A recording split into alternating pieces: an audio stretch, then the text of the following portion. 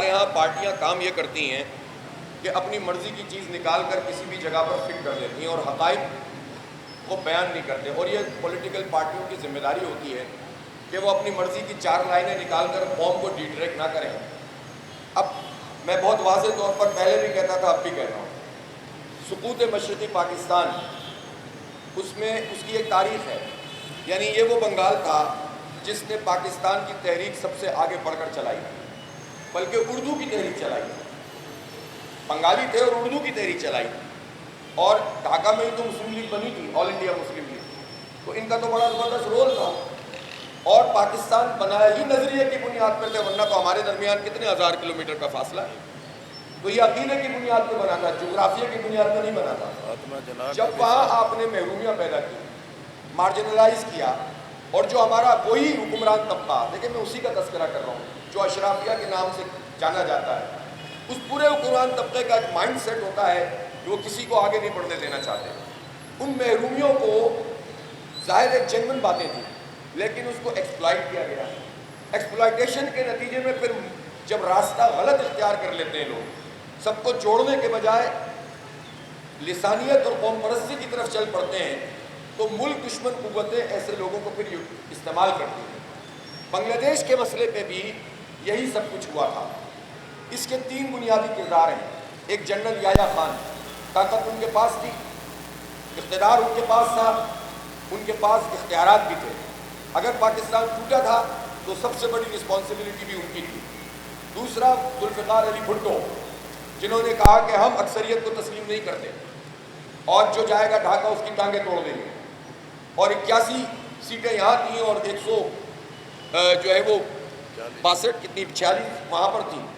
اور Peoples party نے پورے مشرقی پاکستان میں ایک بندہ کھڑا ہی نہیں کیا تھا، یہ وفاقی پارٹی اپنے آپ کو کہتی تھی، یہ ان کا ذہن تھا۔ تو یہ بڑا کردار یحییٰ خان، سیکنڈ نمبر پہ ذوالفقار علی بھٹو، اور اس کے ساتھ ساتھ شیخ مجیب، جس نے یہ راستہ اختیار کیا کہ پاکستان توڑنے کی بالآخر بات۔ شروع میں تو لوگ ٹھیک ہی بات کر رہے ہوتے ہیں، لیکن اس کا مطلب یہ نہیں ہے کہ آپ شیخ مجیب کو کہیں گے کہ وہ بہت ہمارا ہیرو بن گیا۔ اگر پاکستان کا حکمران طبقہ غلط کر رہا تھا تو یہ اختیار کس نے دیا تھا شیخ مجیب کو کہ وہ نہ صرف یہ کہ بہاری بلکہ خود بنگالیوں کا قتل عام کرے جو پاکستان کی بات کرے، اور ہزاروں کی تعداد میں انسانوں کو قتل کر دے اور مکتی بانی کے ساتھ مل جائے، اور جو پورا ان کا انڈیا کا خواب تھا اس خواب کی تکمیل میں اپنا کردار ادا کرے۔ تو اس نے ظاہر سی بات ہے کہ انڈیا کے ساتھ مل کر پاکستان کی اسٹیٹ کو ختم کیا۔ پاکستان کی اسٹیٹ کسی فوج کا نام نہیں ہے، کسی ذوالفقار علی بھٹو کا نام نہیں ہے، کسی نواز شریف عمران خان کا نام نہیں ہے۔ پاکستان کی اسٹیٹ پاکستان کے نظریے کا نام ہے، پاکستان کے عوام کا نام ہے۔ تو جب آپ اس اسٹیٹ کو توڑتے ہیں تو آپ کسی فوج کو نہیں توڑتے، پاکستان کے نظریے اور عوام کو توڑتے ہیں۔ اس لیے یہ تینوں کردار اس طرح کے ہیں کہ جنہوں نے پاکستان کو توڑا، اور ان کو فکس ہونا چاہیے۔ اب ہوتا یہ ہے کہ بعض لوگ اپنی بات میں وزن پیدا کرنے کے لیے کبھی شیخ مجیب کو ہیرو بنا دیتے ہیں، کبھی زیرو بنا دیتے ہیں۔ حقائق کو نہیں چھپانا چاہیے۔ جس نے پاکستان توڑا، جس نے پاکستان کے آئین کو توڑا، وہ سب غداری کے مرتکب ہوئے ہیں۔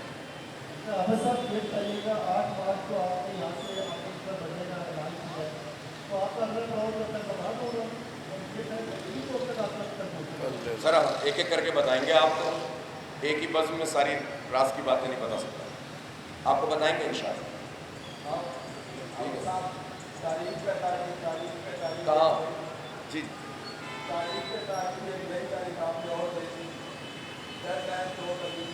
تاریخ تو دیکھیں ایک ہی بن رہی ہے، اور وہ ہے کہ پرامن سیاسی مزاحمت کے ذریعے عوام کے حقوق کی ایک زبردست جدوجہد۔ یہ پاکستان تاریخ کے اس دور سے گزر رہا ہے جس سے یہی تاریخ بن رہی ہے۔ اب آپ اس میں کتنی بھی تاریخیں لگا دیں۔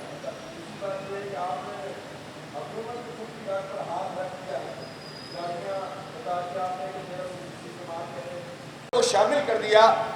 جو ان سب حالات کے ذمہ دار ہیں، مثلا نیپرا، مثلا سینٹرل پاور پرچیزنگ کمپنی، مثلا پرائیویٹ پاور انفراسٹرکچر بورڈ۔ اب یہ وہ سب ادارے ہیں جن کی وجہ سے یہ عذاب ہم بھگت رہے ہیں۔ آپ ٹاسک فورس بنائیں اور ٹاسک فورس میں انہی لوگوں کو لا کر بٹھا دیں، اور پھر اس کے بعد آپ توقع کریں کہ مسئلہ حل ہو جائے گا، تو نہیں ہوگا۔ سیدھی بات یہ ہے کہ فارنسک آڈٹ ہونا چاہیے، آڈیٹر جنرل آف پاکستان کو اس میں شریک ہونا چاہیے، اس میں چیئرمین واقعہ کو شریک ہونا چاہیے، اس کو کمیٹی کا ممبر بننا چاہیے۔ اس میں یہ ہونا چاہیے کہ جو تاجر ہیں اور صنعت کار ہیں، جو FCCI ہے، federation of chamber of commerce of Pakistan, جو انڈسٹری کی اور تجارت کو ریپرزینٹ کرتی ہے، اس کا نمائندہ ہونا چاہیے۔ اس میں کنزیومرز کا نمائندہ ہونا چاہیے۔ جب تک اسٹیک ہولڈر اس میں پراپر نہیں ہوں گے، حکومتی ادارے اور اتھارٹیز کے لوگ مل کر خود ہی اپنے بارے میں یہ فیصلہ کر دیں گے کہ ہاں بھائی یہ تو ٹھیک ہو گیا ہے سارا، تو یہ قابل قبول نہیں ہے۔ اس ٹاسک فورس کو اگر بنایا گیا ہے تو اس کو ریوائز ہونا چاہیے۔ دوسری بات یہ ہے کہ کب تک آپ کمیٹیاں بناتے رہیں گے، کب تک آپ ٹاسک فورس بناتے رہیں گے، کب تک آپ لوگوں کو اس طرح سے ٹال مٹول سے کام لے کر بیوقوف بناتے رہیں گے؟ ہمیں اعلانات اور کمیٹیاں نہیں، ٹاسک فورس نہیں، بلکہ اقدامات چاہیے۔ اس لیے اگر ایک کمیٹی حکومت نے مذاکرات کے لیے بنائی اور وہ فرار اختیار کر چکی ہے تو اس کو بازیاب کروائے حکومت، قوم کے سامنے لائے اور وہ کیمرے کے سامنے آ کر ہم سے مذاکرات کر لیں۔ ہماری طرف سے تو کوئی مسئلہ نہیں ہے، ہماری کمیٹی انشاءاللہ بھرپور طریقے سے 25 کروڑ عوام کا مقدمہ پوری دنیا کے سامنے لڑ سکتی ہے، اور ہمارا اپنا کوئی ایجنڈا نہیں ہے۔ ہم اس بات کے لیے بھی اتنا ظرف رکھتے ہیں کہ ہماری کوئی بات غلط ہوگی تو سب کے سامنے قبول کریں گے، لیکن اگر ہماری بات صحیح ہے اور صحیح ہے تو پھر حکومت کو اس کو تسلیم کرنا چاہیے اور لوگوں کو ریلیف دینا چاہیے۔ ہمارا ایجنڈا واضح ہے، یہ دھرنا ختم کرنے کے لیے، گھر جانے کے لیے نہیں ہے، یہ طویل دھرنا ہے، اور جب تک یہ مطالبات منظور نہیں ہوتے یہ دھرنا بھی جاری ہے۔ اور ایک مرتبہ پھر میں بتانا چاہتا ہوں کہ 8 تاریخ کو انشاءاللہ ہم یہاں سے مارچ کرتے ہوئے 8 اگست کو جائیں گے اور مری روڈ پر ایک زبردست قسم کا مارچ ہوگا، اور اس کے بعد 11 تاریخ کو لاہور اور 12 اگست کو پشاور میں بڑا جلسہ عام و دھرنا ہوگا، اور 14 اگست کے بعد ہم ملک گیر ہڑتال کی کال دیں گے، اور پھر یہ سلسلہ دباؤ کا عوامی قوت کے ذریعے سے، عوام کی رائے کے ذریعے سے، پرامن سیاسی مزاحمت سے انشاءاللہ تعالی ہم پاکستانی قوم کا جو مسئلہ ہے اس کو حل کرنے کے لیے اپنی جدوجہد تیز کریں گے۔ بہت شکریہ۔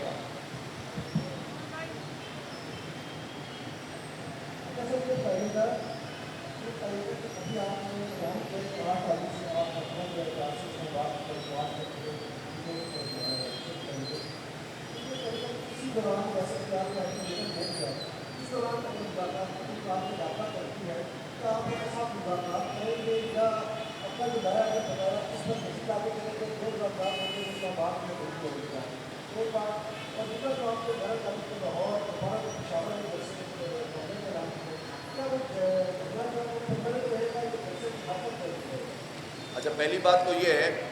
کہ ہم نے مذاکرات کے حوالے سے ایک دن بھی یہ بات نہیں کہی ہے کہ ہم مذاکرات نہیں کرنا چاہتے۔ اگر ہمیں صرف پوائنٹ اسکورنگ کرنی ہوگی نا تو یہ آج سے 12 دن پہلے ہم پوائنٹ اسکورنگ کر کے چلے جا رہے ہیں، ہماری پارٹی بھی بہت اوپر اٹھ جاتی، ہنگامہ بھی ہوتا، سر پٹول ہوتی، زخمی ہوتے کارکنان، خون خرابہ ہوتا، اور پولیس والے بھی پٹتے، اور ہم وہاں جا کے جھنڈا گاڑتے، ڈی چوک پر تقریر کرتے اور وہاں سے روانہ ہو جاتے۔ ہم نے اس راستے کا انتخاب نہیں کیا، اس لیے کہ سیریس مسئلہ ہے، حالات جس نوعیت کے ہیں اور ملک جن خطرات میں ہے، ہم نہیں چاہتے کوئی ایسا کیوس ہو جو پورا کا پورا نظام تلپٹ کر دے فی الحال، اور کوئی اور قوت اس سے فائدہ اٹھائے۔ یہ جماعت اسلامی نے ذمہ داری کا مظاہرہ کیا ہے کہ پتہ نہیں کتنی قوتیں پاکستان دشمن اس وقت لگی ہوئی، اور ان کو موقع چاہیے کہ وہ کسی بھی چیز کو جو ہے چنگاری کو آگ بنا دیں۔ ہم اس کا ایندھن نہیں بننا چاہتے بنیادی طور پر، اسی لیے ہم نے پرامن طریقے سے یہاں مری روڈ کا انتخاب کیا اور یہ دھرنا موجود ہے، اور ہم نے مذاکرات کے لیے ہمیشہ اوپن رکھا۔ وہ آئے تو ہم نے استقبال کیا، انہوں نے 2 دور کیے مذاکرات کے، ہم نے پارٹیسپیٹ کیا، اس کے بعد وہ لاپتہ ہو۔ ہم اب بھی مذاکرات کریں گے، لیکن دھرنا اور مذاکرات ساتھ ساتھ چلیں گے، یہ ہمارا بالکل واضح طور پر فیصلہ ہے۔ اور اسی طرح جو ہم مارچ کر رہے ہیں وہ بھی پرامن ہوگا، میں اس کی تفصیلات کل بتاؤں گا آپ کو، یہاں سے ہم چلیں گے، پھر ہم بتائیں گے کل آپ کو کہ ہمیں کیا کرنا ہے۔ مری روڈ پہ ہم مارچ کریں گے، آگے کی طرف پڑھیں گے، یہ ہمارا آئینی جمہوری حق ہے، اس سے ہمیں کوئی نہیں روک سکتا۔ اور جو جلسے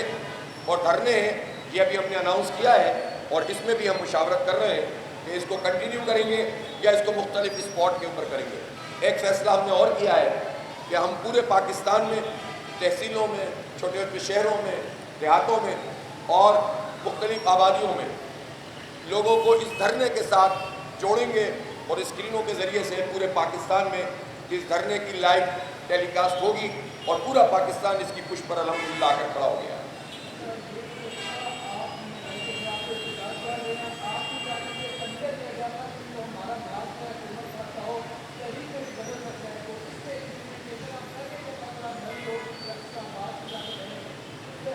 بھائی دیکھیں، ہمارا ایجنڈا بہت واضح تھا،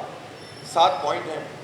اور وہ بہت اسپیسیفک ہیں۔ ایک تو ہمارا گریٹر ایجنڈا ہے، وہ تو ظاہر ہے آئین کی بالادستی، قانون کی حکمرانی، جمہوری آزادیاں، تعلیم کا شعبہ ہے، صحت کا شعبہ ہے، نوجوانوں کے حوالے سے، خواتین کے حوالے سے مکمل ایک قومی ایجنڈا ہے، اس پر تو ہم ماس موبلائزیشن کریں گے۔ لیکن اس دھرنے میں اگر ہم اتنا بڑا ایجنڈا بنا کر آتے تو لوگ کنفیوز ہوتے، اس لیے ہم نے بہت اسپیسیفک بجلی، تنخواہ دار لوگ، آئی پی پیز اور ان کی برات کا خاتمہ اور لوگوں کو ریلیف دینا، یہ ہمارے پیش نظر ہے۔ اس کے ہم نے 7 نکات بنائے ہیں، اس کی بنیاد پر ہم اس پورے دھرنے کو لے کر چل رہے ہیں، یا آج مان لیں ہم چلے جائیں گے۔ حافظ صاحب، اب یونٹ آپ کو لائک کرنا